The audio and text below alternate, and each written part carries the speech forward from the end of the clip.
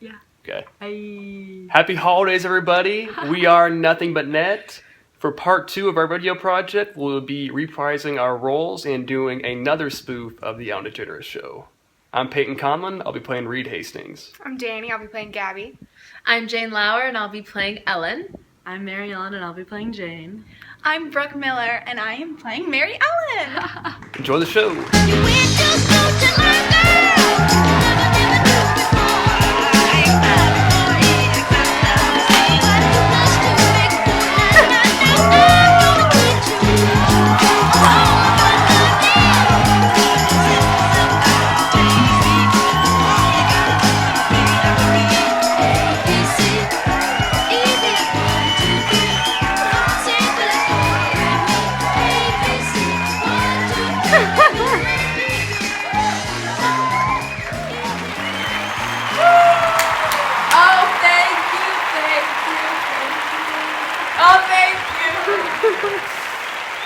Oh, great to see you, everyone.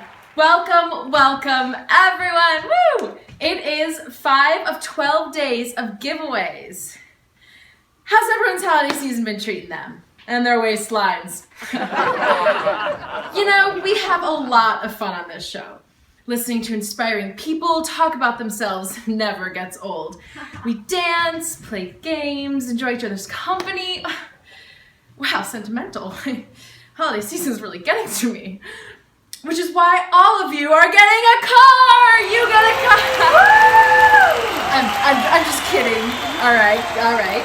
Giveaways will be coming up shortly. But, backed by popular demand and a good grade from Dr. Bonnie O'Neill. Manna 3001, Section 102, meeting on Tuesdays, Thursdays at 11. The CEO, entrepreneur, father, visionary, leader, and philanthropist, Reed Hastings.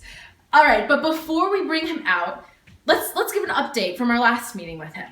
So Netflix is a company who has reached milestones since its beginning in 1997 and has developed into an iconic company with over 65 million members. And at peak hours of the day, all right, get a hold of this. At peak hours of the day, from 9 to midnight, it accounts for 37% of all American internet traffic. Whoa, right? It's a company who's largely known for their corporate culture, a culture that always looks into how they can be better, how they continue to show strength for new leadership development. Reed is a CEO who is articulate with employees and constantly looks for new ways to learn from his people. And now, ladies and gentlemen, happy to have back here with me today is Reed Hastings.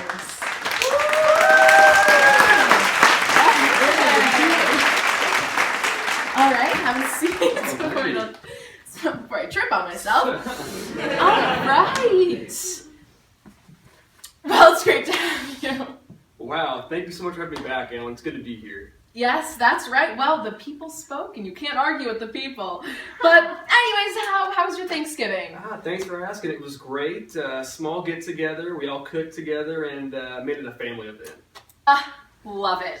Now, I'm going to conduct this interview Netflix style, Okay. where we're going to get 5 questions you love and 5,000 you've never heard of before. All right. Hey, we love them all. The variation of how we react to art is quite variable, and naturally, the power of personalization. That's one of the things Netflix prides themselves on. So Netflix is about creating an incredible experience for a 13-year-old, 60-year-old, or everyone in between. See, true visionary right there. But so everyone enjoys Netflix. Does everyone enjoy working at Netflix? How would you, as the main leader, describe the organizational culture of the company? Well, many companies talk about how great their culture is, but the talk can be more aspirational than real. After joining any company, the real culture is learned by word of mouth and trial and error. If you ask our employees, they say that our key principles to our culture is freedom and responsibility. Employees have the freedom to do the right thing, provided he or she takes responsibility. Our employees have the ideas and innovation to bring to Netflix for our future, and it is crucial to provide them with the environment to help them do so. Super neat. All right, so now who is your ideal employee to hire? Like, what are you specifically looking for when you're hiring? Great question. Well, at Netflix, we are sure to hire professionals. These people have naturally good judgment and use freedom wisely. Overall, they have a strong sense of self-discipline. By no means are we always correct. Demonstrating freedom and responsibility is more putting an emphasis on courage and curiosity to try risky projects when it makes sense to do so, as these decisions can lead to important innovations. Our focus is always on making a positive impact for the company. So that's how you're so successful. Everyone is professional and you treat them that way. That's great. That's really great. Yeah, well, apart from our professionals, we aim to hire high performers. Our employees are self-driven, highly productive, and work well with others. Overall, we practice a, quote, no asshole rule. Or, excuse me, our more polite term is no brilliant jerks are around Netflix. Well, besides my friend Frank Underwood in House of Cards. That's great. That's great. Well, let's go into this article. Well, an article my people found for me in Stanford Business, written by Bill Snyder. It states that they're trying to make as few decisions as possible. So, how would you justify this decision-making strategy? As it sounds like a recipe for disaster, but obviously it's turned out to be the opposite. Well, the decision-making strategy I stand by is one that encourages entrepreneurial thinking within Netflix. I believe that routine processes are great to an extent. However, I also believe that too much program decision-making can lead successful procedural companies into an escalation of commitment, also known as the tendency to continue to support a failing course of action. The world is changing and is always in need of some friendly disruption. Companies value processes so much that it indirectly inhibits the freedom and ability to creatively operate as a company overall. I value my employees' ideas and creativity. We, as Netflix, are focused on giving people freedom. They'll make mistakes, of course, but you'll get a lot of great ideas. I value and trust my employees as much as possible to allow them to make big decisions for Netflix. Wow, no wonder Netflix won the 2014 Encore Award for the most entrepreneurial company of the year. It's all in what you value. I do question, however, processes provide heuristics and the greater efficiency in companies. Without much of those, how does Netflix maintain an efficient atmosphere? Well, heuristics save mental activity. However, this is something we want to encourage. At Netflix, we always want our employees brainstorming and creatively thinking of ways to better improve processes for the company at large. Why settle with one easy route when there are so many that are still undiscovered? I see. Oh, okay, very true. I'm following and I'm enlightened, but how do you then measure the effectiveness in your decisions? Doesn't it all just sound like a gamble? I can understand where you're coming from and why you're thinking this, but I would like to respond by saying that life is a gamble. Cheesy, sure, but it's true. Great successes are usually not planned or expected. They just happen. Netflix was a friendly disturbance in itself, and here we are today. Measurements, however, can be seen through all the numbers and the unquantifiable responses by the users. Netflix makes people happy and has positively impacted the internet industry on just a gamble. Good comeback, I like it. So, what makes an impactful decision? Distinguish for me an effective versus an ineffective decision. You must, if not measure, but know whether or not the decisions Netflix makes are impactful in the industry and its users, right? Well, I suppose here I can give you a specific example. My team came together for the proposal of House of Cards. I gave the go-ahead and signed off in less than 30 minutes. My point is, I feel this decision was so effective because of the information density, research heavy, and immense preparation that went into my team's proposal. When I see employees have worked hard and collaboratively executed on an idea that can then support itself, I am fully prepared to give them the go-ahead and call it effective, or rather call it a timely decision that meets a desired objective and is acceptable to those individuals affected by it. Now, I'm a huge fan of House of Cards, also, by the way. Even our president is binging on his, 8th episode right now? But all right, so we've been talking a lot, getting some great insight into your life and how you run your company. And I would like to now give you a gift. Okay. Because that's just what we do here on the show. So. Oh, okay. It's not from Kate Spade. It's a big dress or something? So, because you love the holidays, as we've learned from your last episode here, I'd like to give you this suit. Oh my goodness, thank you. Yeah, so, also, there's a catch. Okay, yeah.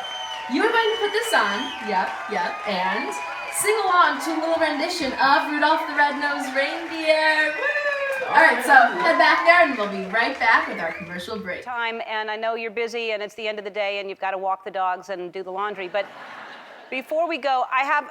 Do you watch House of Cards? Do you watch Scandal? What are your thoughts on those shows? You know, I watch House of Cards. I haven't seen Scandal yet, but Michelle has watched Scandal. I have to tell you, life in Washington is a little more boring than displayed on the screen. I hope so. Yeah. You know, the truth of the matter is, if you followed me, most of my day is sitting in a room listening to a bunch of folks in gray suits talking about a whole bunch of stuff that wouldn't make very good television. No. Well, that's Yeah. what I do, and we make great television. That's what.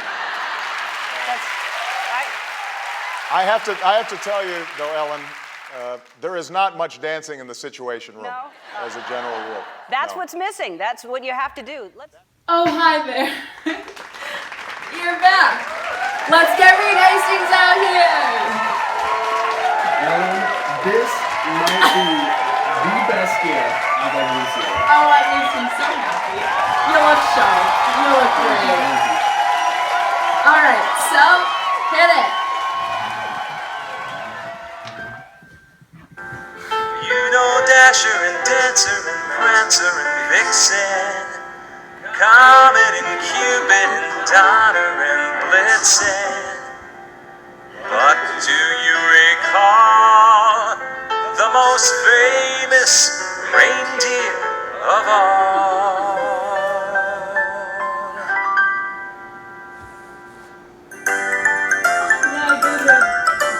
Rudolph the Red-Nosed Reindeer had a very shiny nose, and if you ever saw it, you would even say it glows. All of the other reindeer used to laugh and call him names. They never let poor Rudolph join in any reindeer games. Then one foggy Christmas Eve, Santa came to say, Rudolph, with your nose so bright, won't you guide my sleigh tonight? Then how the reindeer loved him as they shouted out with glee, Rudolph the Red-Nosed Reindeer, you'll go down in history.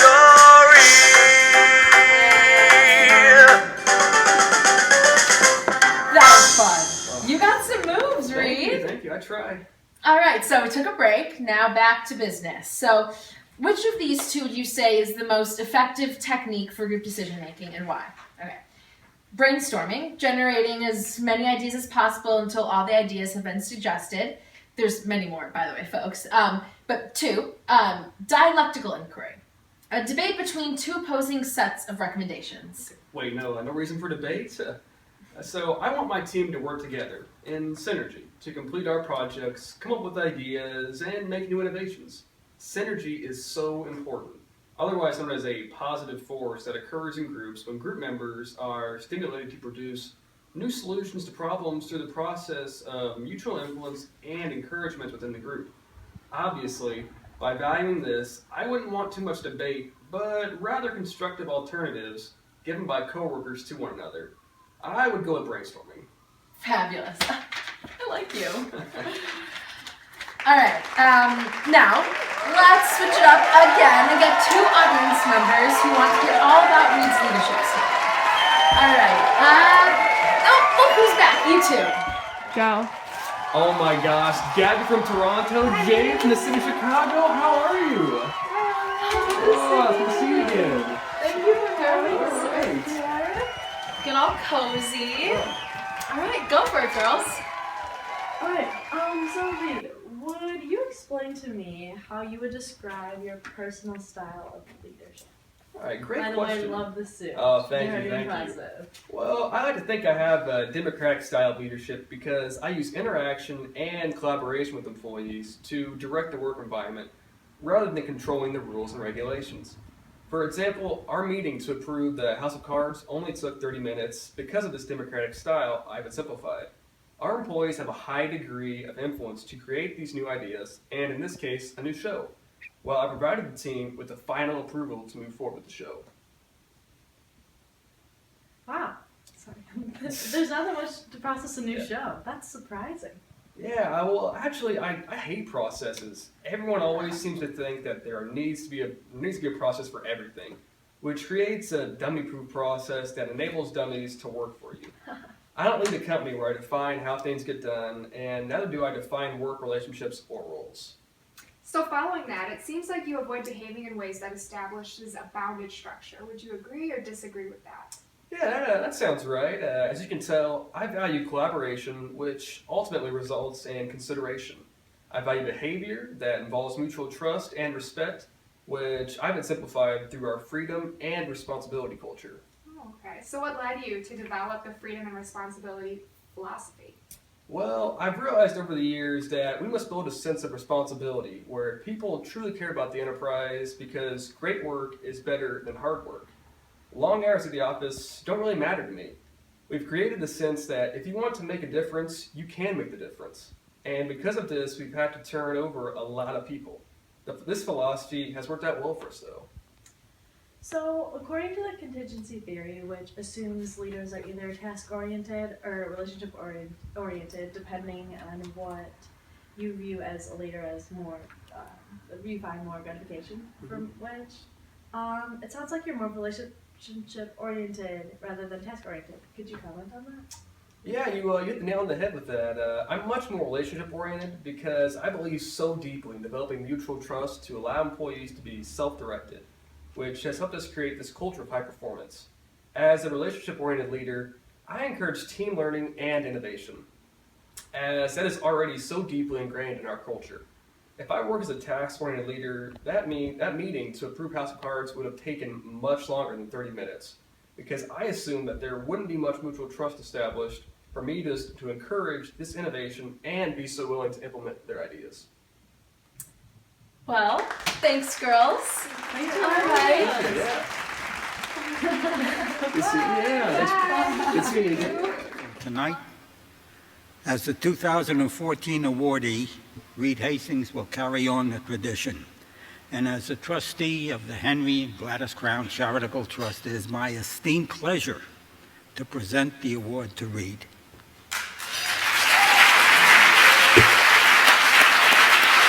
Reed, it's all yours.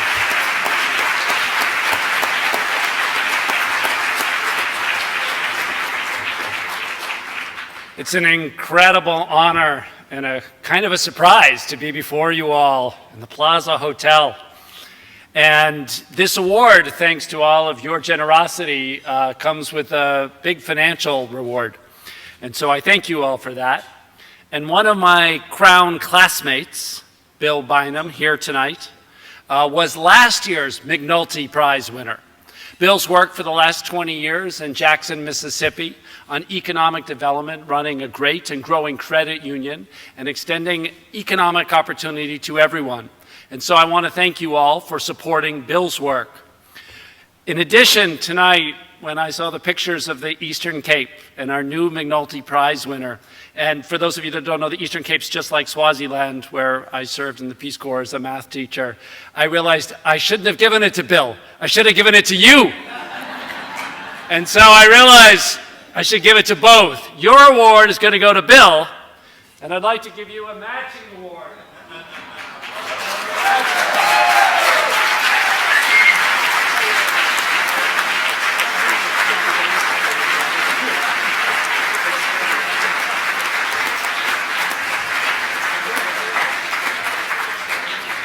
So let's bring up Walter, and maybe the grilling will begin. Now, ethics. Let's get another eager audience member down here. You!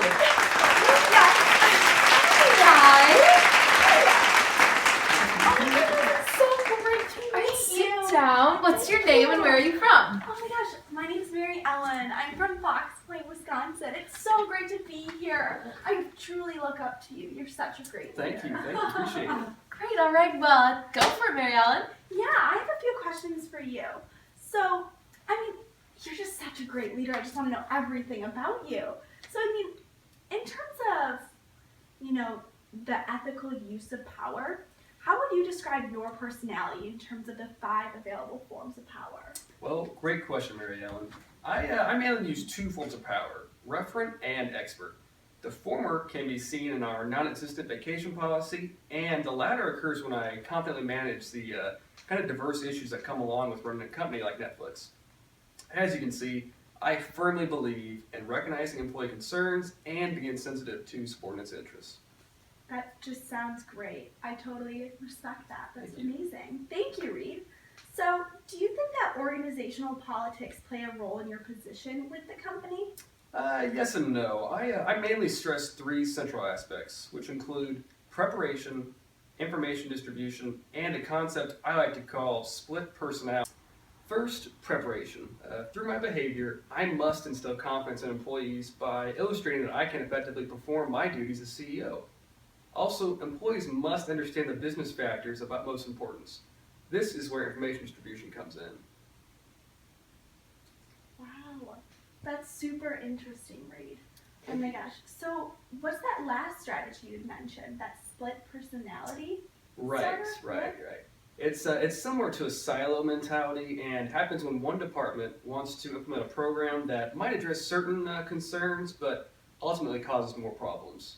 For example, the finance department wanted to change the pay system, but its new policy wouldn't accommodate hourly workers, which required me to step in and resolve the situation. That was great. You are just so cute. Thanks for coming on. Thank you so much, Ellen. It's a pleasure being here. Bye, everyone. Okay. All right, so a few more questions. Reed, you have been such a great trooper in this, but I mean, the viewers just love you, so. Understandably so. All right. Organizational influence tactics. Which ones do you demonstrate at Netflix? Great question, Ellen. In terms of influence tactics, I regularly utilize inspirational appeals and exchange. To succeed, our employees must feel empowered and know I'm confident in their abilities. Furthermore, employees understand that in exchange for their hard work and productivity, they can receive financial benefits and advancement opportunities within the company. Now, how effective are you as a leader? Well, I employ social power to motivate employees, which is seen through the incredible freedom and decision-making power I give to employees. As I mentioned earlier, employees are free to take as much vacation time and maternity or paternity leave as they would like. Wow. Great. Well, that is all we have here for the show with Reed. Thank you again. But before we leave, we have a special rendition of Rudolph the Red-Nosed Reindeer, Reed Hastings style. Oh, wow. Surprise for him, but we're going to have our viewers back out, or our guests back out on the stage, and let's do it. You know Hulu and Comcast and Vudu and Dish, DirecTV, Amazon, HBO and Redbox. But do you recall the most famous internet streaming media of all? Reed, the CEO of Netflix, had a very great idea. And if you ever saw it, you would never say it blows.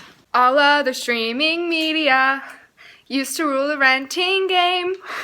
They never let poor consumers experience the Netflix fame.